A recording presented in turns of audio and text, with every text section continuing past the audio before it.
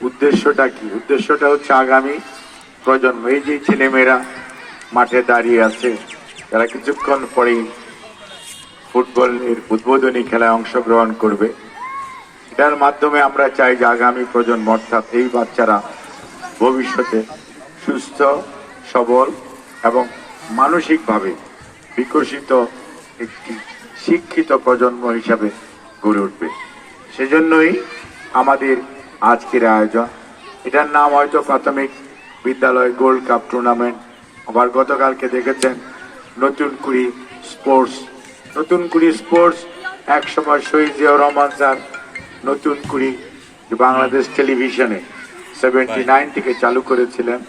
সেটা বর্তমান প্রধানমন্ত্রী জনাব তারেক রহমান নতুন কুড়ি স্পোর্টস নাম দিয়ে সারা বাংলাদেশে বয়স ভিত্তিক ছোট ছোট ছেলে মেয়েদেরকে বিভিন্ন বিষয়ে দক্ষ এবং সত্যিকার অর্থেই অত্যন্ত স্কিল খেলোয়াড় হিসাবে তৈরি করার জন্য বিভিন্ন বিষয়, এখানে শুধু ফুটবল নয়, ফুটবলের পাশাপাশি আমাদের দেশীয় আরো যে সমস্ত খেলা আছে, সেই সাঁতার বলেন, হাডুডু বলেন, অথবা অন্য জয় ধরনের খেলা আছে, বাস্কেটবল আছে, এখানে আপনার ক্রিকেট আছে, এখানে আপনার হকি আছে, এখানে আপনার ব্যাডমিন্টন আছে, এখানে টেবিল টেনিস আছে, অর্থাৎ সকল ধরনের খেলাতেই উৎসাহ দেওয়া এবং সহায়ক খেলাকে যাতে আরো বেশি খেলার মধ্যে আমাদের ছেলেমেয়েরা বেশি আকর্ষিত হয়, অংশগ্রহণ করে, তাহলেই একটি সুস্থ সবল জাতি যদি গড়ে তুলতে হয়,